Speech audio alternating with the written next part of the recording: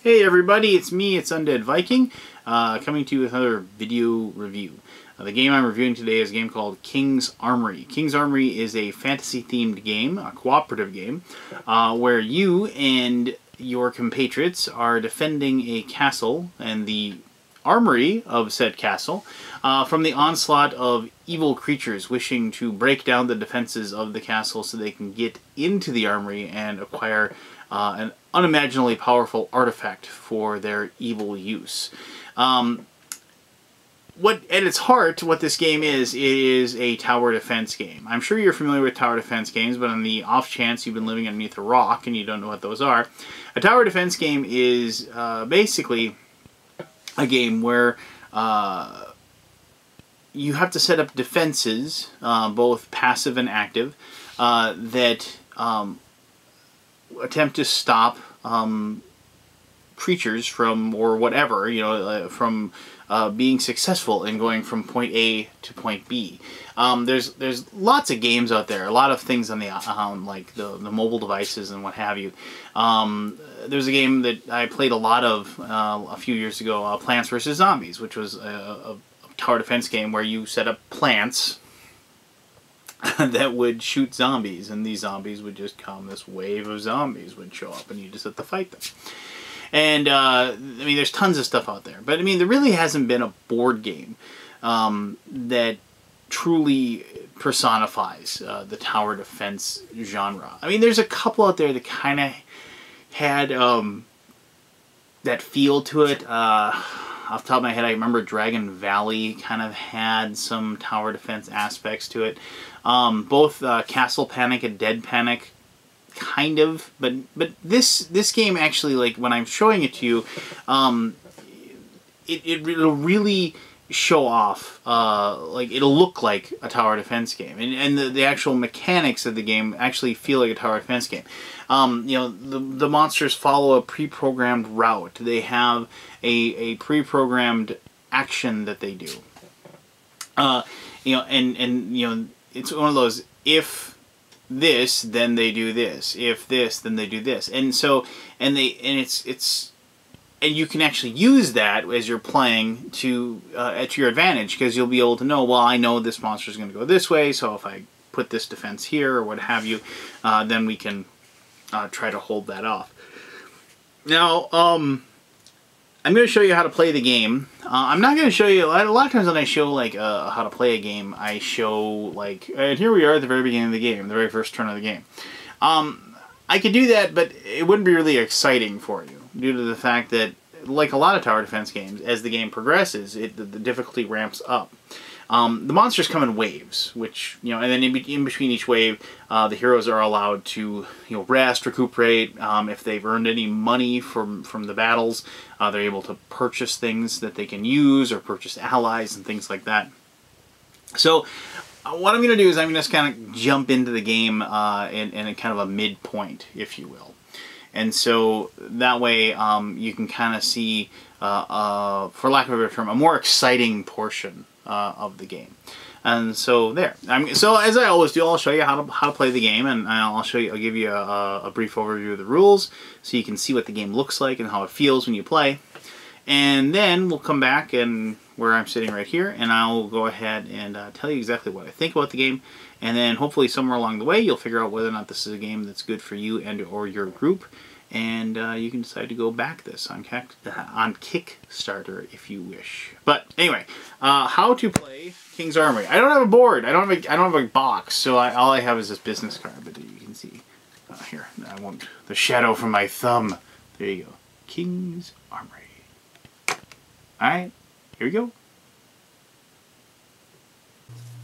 Alright, this is King's Armory, and I'm going to show you exactly how the game is played. We are actually joining a game in progress right now, as I said, and I'm just going to show you briefly what's going on here, and then I'm going to take you through a turn or two. Up there you can see that is the actual castle that we're defending. Once any monster gets to here, that's when they automatically do damage to the King's Armory, and it has 20 hit points, and then the monster thankfully dies. So You can tactically decide to let certain monsters go by if they're not going to do a lot of damage, just because you know you can take it. But obviously you want to avoid damage at all possible. You can see I've set up some towers on the board. I started with 2. I built this one, so I'd have an extra archer. You can see there's an archer in there. This is a foot soldier there. I have him there to as kind of like the last measure, possibly, to run out and tank a monster before it can reach the end, and which I think he's probably going to have to do here pretty soon. Tanking, if you're unfamiliar with the term, I know it's like been used in lots of online gaming and also 4th edition Dungeons and Dragons, but basically monsters will just inexorably head towards the castle. They don't want to stop and fight the heroes. They want to just move right past them and go to it. And so, but when you tank them, you force them to stop, and then the monster will then, as long as you continue to tank them, they will fight the person that's tanking them. It's like kind of like you grab them by the scruff of their neck or something and keep them from running. But regardless, that's what his job will most likely be. And obviously archers are used to fire arrows. And the really nice thing about towers is that a tower, if you're in a tower, increases the range. If you have a ranged attack, much like these 2 archers have, it increases the range by 1. And also, to be targeted, if you're in a tower, your range is increased by 1.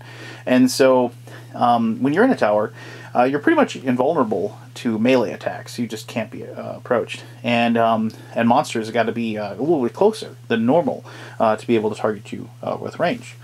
So, a lot of times, there's like a healer hero, and also there's healer clerics you can hire. That like them sitting in towers is actually really helpful because they can just cast healing spells and heal people at a distance. Anyway, regardless, I'm just going to pan down here a little bit, and so you can see where the monsters come in. Monsters will come in from here, and then you can notice it says odd and even. Now the reason it says odd and even is because, and I've already done this, so I'm not going to do this portion, but here is the wave card. And the game can last up to 7 waves, and you can see the number of monsters increases as the wave continues. Now I'm doing a wave 3. This is like right after wave 3 started. And this D12 roll determines how many, what level of monster comes out. But also, depending on what the roll was, it determines whether or not it comes into the odd or the even spot. And I don't know if you can see this, but you can actually see that there's a red arrow here and a yellow arrow here. And depending on the monster, they will follow that arrow. So some of them will follow the inside track, and some of them will follow the outside track. But I'll explain that in just a little bit. When you roll the die, you just roll it like that, and like that's an 8. And so that's unfortunate because it's a little higher number. You look at wave 3, you go to 8, so it's a level 3 monster. And over here are the monster cards. And 1, 2, 3, 4, 5, and these are boss monsters. So you would, if this was me spawning a monster, I'd pull this up, and I'd see, okay, it's an Etten Clubber, and so then I would, I don't really have an Etten, but here I have this big giant guy that I painted myself. Anyway, and you would see that I rolled an 8, so he'll be an even. You look at the bottom, it says 5Y, so he moves 5 on yellow, and so since yellow is the inside track, if I was placing it, then he immediately comes out 1, 2, 3, 4, 5. And an interesting note, if they ever land on another person that isn't an ally, you move them back to the next available spot. So he'd actually go there next to his troll buddy there that I also painted, And so then, but I'm not putting him down right now because thankfully I don't have an Etten Clubber to deal with. I already have my monsters for wave 3. So here we have the situation. We had 7 monsters to start with. We were able to take out 2 before I started doing this filming. And we have these monsters available. We have this Goblin Berserker over here, which I'm a little bit concerned about because he's very fast. If you notice, he has a 6R, and I wasn't able to tank him because I tanked 3 creatures already, and my fighter only can tank 3 unless he uses a special ability to tank 5. But I didn't use a special ability, and so he is currently tanking this York War Mage here, so he can't move. But we'll get to that. But there's an York War Mage, and here's this Bridge Troll that actually, I apologize that I must have moved him by accident. I'll put him back where he was because he was actually being he wasn't tanked due to the fact that I didn't have to tank him, because you notice he's only got a move of 3, and so he went 1, 2, 3, and he was just staying there. And I had tanked 2 really weak goblins over here, and I decided I was just going to take them out and worry about that later. And so, but there you go, that's that bridge troll. Obviously, I'm probably going to start tanking him because I don't want him to keep moving. But I'm also wondering if I can maybe stop that Goblin Berserker. But we'll get to that. Here's an Orc Archer who's next to my Sorceress. And then this is the one I'm probably worried about the most. We've shot it with 1 arrow for minimal damage. And because of the fact that I'm sorry, we shot it with 1 magic spell, not an arrow. This is the Wind Drake, and you'll notice that, and I'll explain these. Well, here, let me explain real quick. Obviously, hit points is pretty simple, right? The attack, this is the what you add to your roll when you attack, and then this is the damage of the attack, and then that is the range if it's a ranged attack. And over here is the defense. So I've got to roll an 18 or better to actually hit it. And this MM0, that is the 3 different types of damage. Melee, range, and supernatural. Obviously, my mage, or my sorceress, who's there, can do supernatural damage. Whoops, I just dropped that. So I need to have her concentrate on the Wind Drake because it is immune to both melee and range. So, and look, it has 10 move, it flies, and it moves on the red. And so, what I'm concerned about is, since I was able to hit it with 1 spell that did 3 points of damage to it. So it has a 7 left. But I don't think I'm going to be able to take this one out before it's done, unless something really, really fantastic happens. And I'm going to probably just end up giving up on that guy. But I'm going to try, because there is a chance that you can do critical damage and things like that with your spells. And so we're going to hope for the best there. So that's where it is. The heroes have just gone. They've done their turn, and now the monsters will go. And so the way this works is that the monster order, whichever monster is closest to the castle, goes first. And let me just go ahead and scroll back up so we can actually see the action as it happens. Let me put that bridge troll thing underneath him again, and so we don't miss out on anything. And I apologize you can't see everything, but it's kind of a big board, as I said. So the first thing goes is the Wind Drake, and this moves 10. 10. 1, 2, 3, 4, 5, 6, 7, 8, 9, 10. So you can see he is poised to ransack the castle. And in all honesty, since I've done 3 points of damage to it, and he has 7, I don't think I can stop him. I don't think I have any chance to, because of the fact that this is my supernatural damage, and you can see that, I mean, she could do 3 with this one, and she has pretty good range on it, but the crit modifier is ×2, and you know, but that would be 6, and we would still have 1 hit point left, because it has 7 hit points left.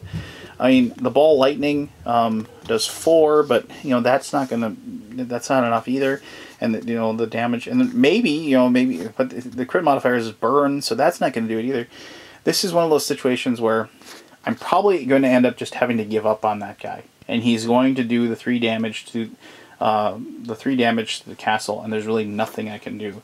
And she's going to have to turn around, maybe make sure that she takes out that Orc Archer, and then you know, just maybe try to help out over here or something on her turn. And so yeah, I'm pretty much just going to give up on the dragon there. But he does get to attack, and he has a range of 4 attacks. So we can go 1, 2, 3, 4, and he's just out of range, the footman. So he actually can't get affected.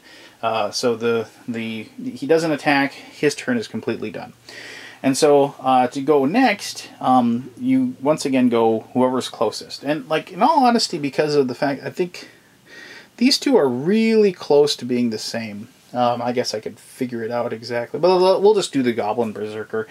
This guy will move 6. I can't really do much about it. 1, 2, 3, 4, 5, 6. And I was doing so well. I think the foot soldier is going to have to come out and try to hold on to him as long as possible when he gets closer. And then maybe we can mop him up. Or maybe the foot soldier will get lucky and do really well. So next will be the next closest. And you'll notice that both these two are equidistant, in which case then you look at the speed and see which one is fastest, but they both have a 5 speed. So then we go, see if either of them are flying, neither of them fly, and then so then we look and we say, well, there's like this like piece, like if this, then this, if this, then this kind of thing, and you go down. And finally you say, okay, well, whoever's on the red path goes next, but they're both on the yellow path, and so finally you go to who's on the route that's heading to the right, and so this would be this guy. Now, all that said and done, the York War Mage is being tanked right now by the fighter, and so he doesn't go anywhere, and so he's stuck in that position. He can't do anything, and so now he will attack because he's not moving. All right, so you can look over at the York War Mage, and you see it has an attack of 8, and it does, oh my gosh, does 6 points of damage, supernatural at a range of 1. So this kind of stinks, but we're going to have to just hopefully that he rolls poorly and doesn't end up doing any damage to my fighter. And so we'll go ahead and we'll take this 20-sided, and as we said, his attack is an 8. And so we'll attack, we'll roll this, and see what we roll. Ah, 1! A 1! Yay, a 1! So he gets a 9, and then we'll look at Valkor the Warrior. And on the hero's turns, I will get more into the actions or what goes on here. But you can see he has a dodge rating of 12, meaning that's the number you have to get better than to hurt him. But we got a 1 and we got 8, 9, and so that fails. And so he dodges the horrible magic that the York War Mage would have used, and nothing happens. So whew, that's good. And so now the Orc Archer goes. Now here's something where I have to, oh, I should probably move this back up here with the Windrake so we keep that track of that. The Orc Archer, I could tank one person with my Sorceress, but I don't want to tank because, you know, she just, I'm thinking that we should be able to, you know, do enough damage to him, maybe between her and the Archer, we should be able to kill him off this round. So what we'll do is we'll let him just go by, and he has a move of 5. So 1, 2, 3, 4, 5. So now at this point, after he is moved, we have to determine like who, if anybody, he is in range of, and who he will attack. Now, as we said, he is an archer, so obviously he's got a ranged a weapon, and we can actually see he's got a pretty good range too. He has a 2 damage, range of 7. So he's obviously within range of the archer that's in the tower, and also our sorceress. But the question, of course, is who does he attack? So he doesn't have anybody tanking him, so he doesn't attack them. And so now, who is closest to him? So he is within 1, 2, 3, 4, because remember, it's 1 extra range because of the fact that they're in the tower. So he is 1, 2, 3, 4, so that one is 4 away, and we have 1, 2, 3. So technically, even though it doesn't look like it, the sorceress is closer. So he will go ahead and attack the sorceress. We look at the sorceress and we see she once again has a dodge of 12, and his attack is a 6. So we need to roll a 6 or higher for the Orc Archer to be successful. Cock dice. 8. Okay, unfortunately our luck did not hold out, and he manages to shoot the sorceress. So the damage is 2, and we'll go ahead and look at the sorceress, and unfortunately she has no damage resistance to ranged attacks. So she's going to take the full 2 points of damage off of her 12 hit points. And so, you know, on a piece of paper, we'll mark that down, and then we'll go from there. All right. So, where our last person is going is the bridge troll. And as we've kind of decided, we're probably just going to tank him, even though, you know, he does do some good melee damage and he can fight pretty well. We do have our big fighter here, and that's probably the best situation that we have in order to just stop the bridge troll from being able to do anything else. So he doesn't move because he's tanked, and now we do his attack. He has an attack of 7, and his melee is actually within 2 because he's got reach, or he's just tall and he has big long claws or something. And so so we'll go ahead and roll. We'll add 7 to this. Remember, our fighter's defense or dodge is 12, so we'll roll 15. Okay, so unfortunately our luck did not hold out. And so he does 3 points of melee damage, but, you know, this is a fighter. He's wearing plate mail. And you notice that he has a damage resistance of 3. So you think, oh, you take 0 points of damage. Now, even if you succeed, you still, unless they're immune to the damage, you still do the 3 points of damage. Still do 1 point of damage. So Valcor, who has 20 hit points, takes a point of damage, and he says, bring it on. Yeah, that's no big deal. And so thus ends the monster turn. Oh, I forgot to put this. Yeah, gotta move those with those. So now it is the player's turn, and the players need to decide what exactly they're going to do as far as their actions to try to stop. We've already kind of decided, you know, we just can't do anything with the Windrake. We took our shot, hoping to get a critical hit and maybe get 2 lucky criticals in a row, and we're just going to let the Windrake go and deal with the consequences. So we determine each player goes, and they also get to control whatever allies they control as well. And you can determine who controls the allies, whoever you want. Usually it's the person who buys them, but you can just but this is, like I said, it's a cooperative game, so you kind of can discuss and just think what's best going to happen. And so you know, I keep thinking that it would just be a really good idea to have her over here to help out with these guys, just in case. But so maybe we'll just have our sorceress go, and we'll attack the orc archer, because you get 3 actions on your turn. You'll notice that on the card it says 3 actions, and normally that's like moving, an attack, and maybe you'll do your special action. But you can divvy those up however you like. You could even attack twice if you wanted to. So I think what we're going to do with her is we're going to attack with her first, and we look at the things that do damage. We see that, you know, this one does 3. It's pretty good damage. The orc archer has no supernatural defense, so we'll go ahead and do that. And so the orc archer's defense is 12, so we'll go ahead and make an attack. 13 easily. Boom! We hit it. We do.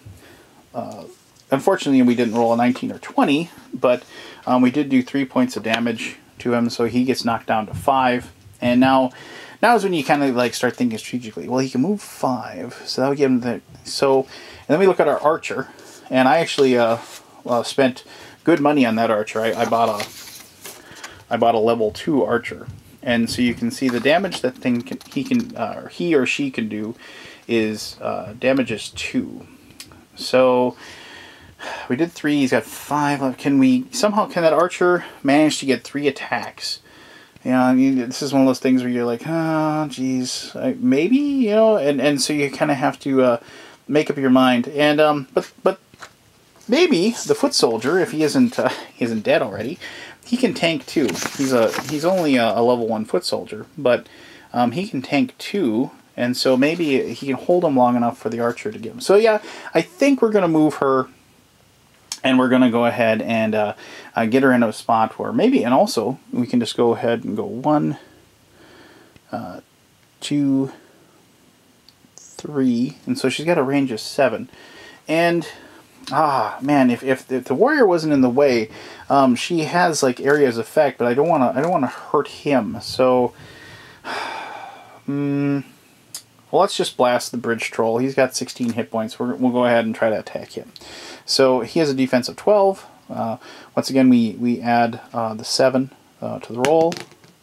There we go. So we'll hit him. We'll do the 3 points of damage. The bridge troll has 1 point of supernatural defense. And so, because notice he's got a 3-3-1. I'm sorry, you can't see that. I'm pointing to this. He has 1 and 3-3-1. And so, you know, he absorbs a lot of damage. So that's probably a good thing. So we'll do 2 points of damage to him. We'll knock him down to 14. And hopefully, like, over the successive turns now, we'll be able to wear him down. Okay, so we attacked with her, we moved her, and we attacked again. Those are the 3 actions. Now, she can take the action of the ally she controls, which is this archer. And so the archer is well within range of the orc archer, and the hit roll for the level 2 archer that we purchased is a 7. So we need to get higher than the defense of 12 again. Oh! I rolled a 4. So the arrow, you know, shoots the arrow and unfortunately does nothing. But I'm going to go ahead and move the archer out of the tower a little bit. So when the orc archer does move past the tower, I'll still be within range and still be able to shoot the orc archer. So that is that. Now we go down to Valcor here. And Valcor, obviously, he's embroiled in the combat, and we have to decide. Do we want to fight the York War Mage and maybe take him down so we just have the troll left over, or do we want to try to wear down the troll? But I think obvious choice is the York War Mage. He's got 12 hit points, defense of 16, which kind of stinks, but you know, I think that's the way we're going to have to go. And I think what maybe we can hope and we can get that 19 and 20, and so we can go ahead and do some extra damage, because he does pretty good damage 4. But hopefully we can get lucky with one of our attacks. And notice that also he also has this shield bash ability, which I wanted to, if I could get within range of him, but I just can't. I wanted to be able to, like, maybe stun him, because, like, notice if you get a crit, you'll stun the creature for 1 turn, and then it can't move. But that's fine. We'll go ahead and make our attacks, because he's just going to go ahead and just swing away and attack and try to maybe take out this York War Mage. So my hit roll is +8. The defense is 16, so I need an 8 or better. Okay, that's 1 hit and does 4 damage, and he's got a resistance of 1, so that would be 3, and knocks him down to 9. So let's see if we can get lucky here. Try another attack. 7 plus 8 is 15. Of course. Why would you want to succeed? You know what you want to save the King's Armory? All right, we'll roll again, and we'll 9. So we managed to hit twice in the York War Mage, doing 3 points of damage both times, knocking it down to 6. But you'll notice that that he has 0 for ranged, which makes me happy, because now I can, my archer, which is only level 1 archer, but that's okay. He has, and I can shoot him twice, and, you know, well, actually it doesn't make any difference, because it would always do 1 point of damage. But if he was level 2, which of course I didn't spend the money on, you know, I would have had more damage. But hit roll is 4, so we got to roll 12 or better for both of these attacks for that archer. Let's see here. A 1 and a 9. Well, you suck. So, unfortunately, we did not do any more damage to the War Mage, and we have a bit of a crisis now, because I'm pretty sure we'll be able to take these 2 out. The 2 heroes are here. We'll be able to take those 2 out. I am very concerned about our ability to take down the archer, because this archer is going to have to get lucky. The Windrake is going to make it. There's nothing I can do about that. And I've got to hope that the Foot Soldier is able to hold up the Berserker long enough for, hopefully, either the archer to help out, or for the Berserker to... And the thing about archers, I should mention this, the allies, they have to stay close to their tower. You can't just have them wandering about the entire... They can move within 3 spaces of their tower. But with the range, I think the archer will be able to shoot the Berserker if we tank him around there, because they'll be within range. Because the archer does have a fairly long range with their attacks. So, I mean, a range of 7. So, I mean, that's a long ways. But, so there we have it. I mean, you can see that now I had to make several decisions that were really tough as far as what I have to give up on one of the monsters because there's just nothing I can do to stop that one. And I really got bad luck here getting, you know, three creatures that are really tough this particular round. So, but I mean, and that's just wave 3. I mean, if we are able to defeat these guys, then we're going to have a turn where we get to heal, and we get rewards from coin cards, and then, you know, these coin cards have different values. I know, like this one's 50 gold, but that's really poor. But let's see here. Oh, there we go, 150 gold. But once you get the money, then you can take that money and you can use it to buy reinforcements. You can use it to buy, you know, armory cards. You can use it to buy equipment, you know, like here, like there's a breastplate for better armor, you know, things like that. And so you can improve yourself, you heal up your damage, and then you're right back at it, and then you start off, and then you'll go on to the next wave of creatures, which will be, you know, even more. You know, like here, if you can see there on wave 4, it'll be 9 creatures. And then we'll have to go ahead and see how well we do on that. And you know, obviously, in situations where having more heroes would obviously be helpful, but the game does ramp up pretty well because of the fact that, notice, like, after you get more heroes, you add you start adding numbers to the rolls and things like that. And so it does actually get you know, it does actually get more tough. Even you can add more people, but the game, like I said, it ramps up very well to take care of the added weapons that you're adding because you're playing with more people.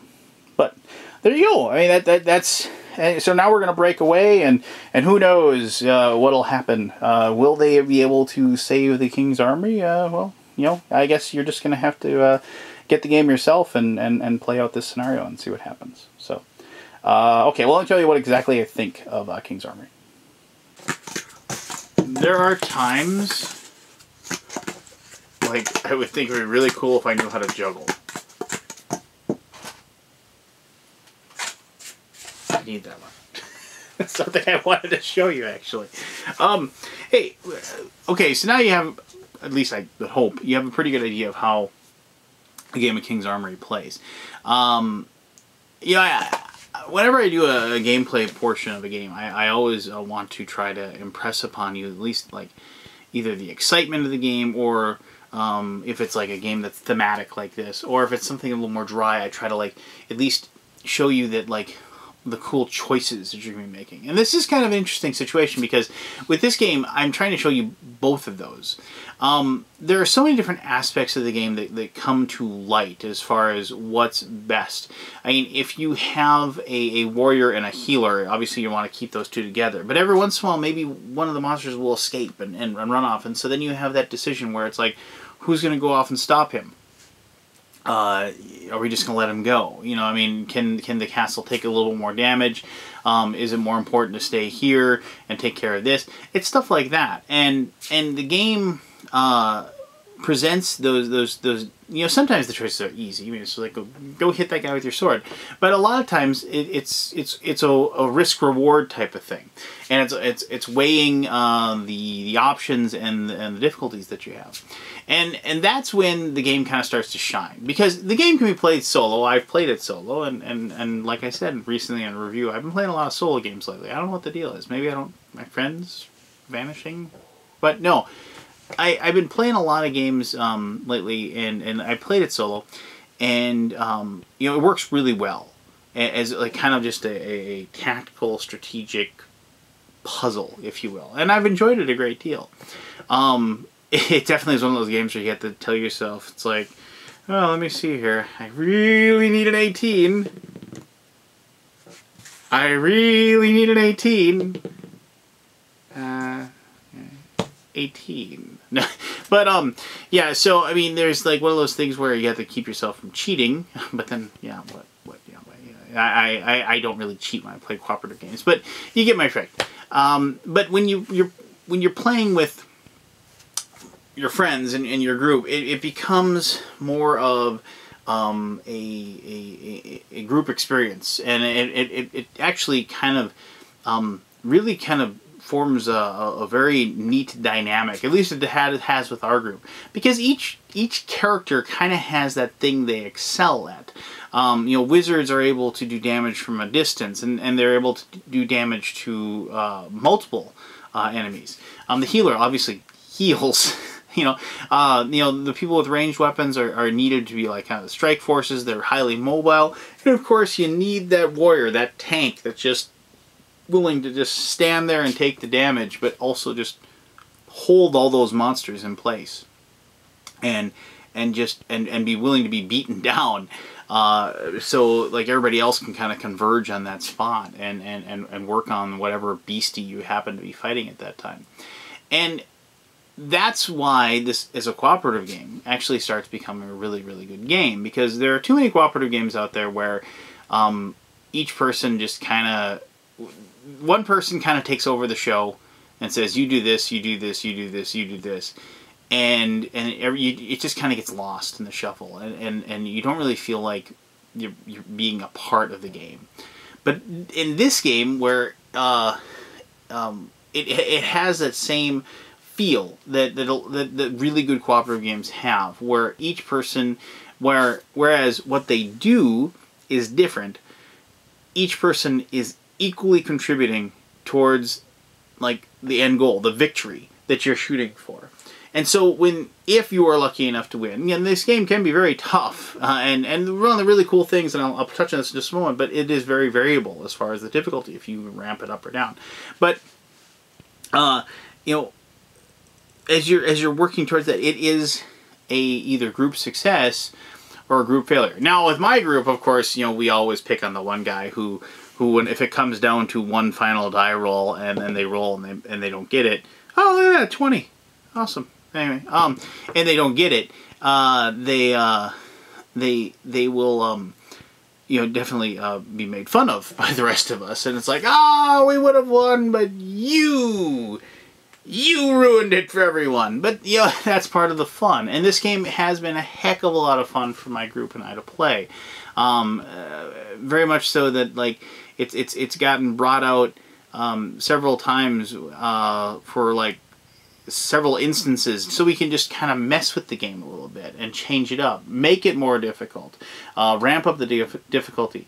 You know, moving these tiles, I mean, because the tiles have different sides, making different maps, and I've sat there and I've played the game, and after I've got done playing the game, my mind's kind of boggled in a little bit, in the fact that I've just kind of like thought, you know, just like,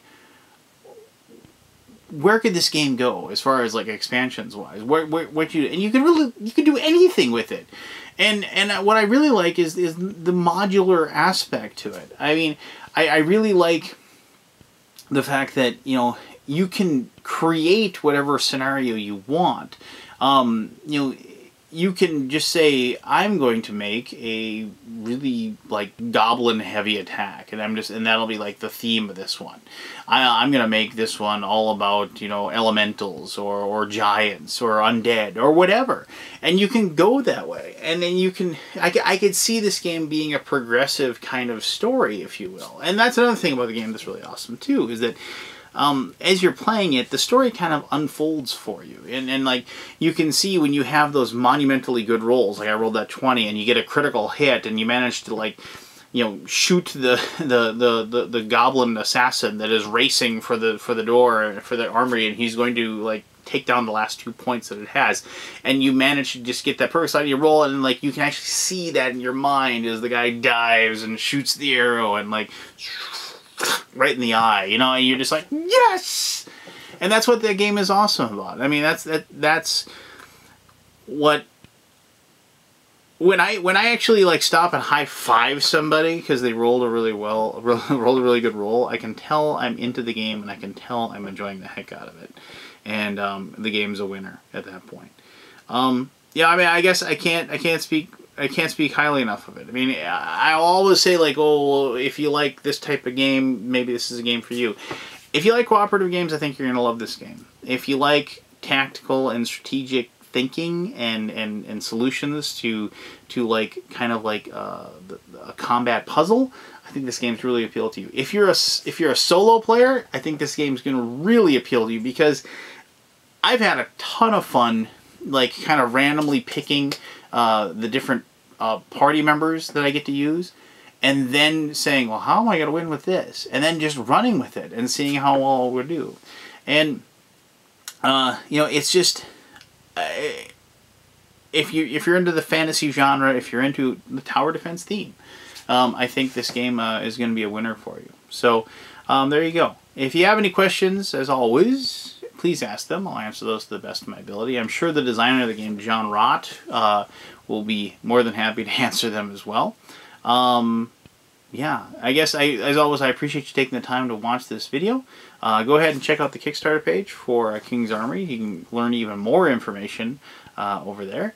And yeah, until next time, this was Undead Viking, and you have an awesome day. All right, bye-bye now.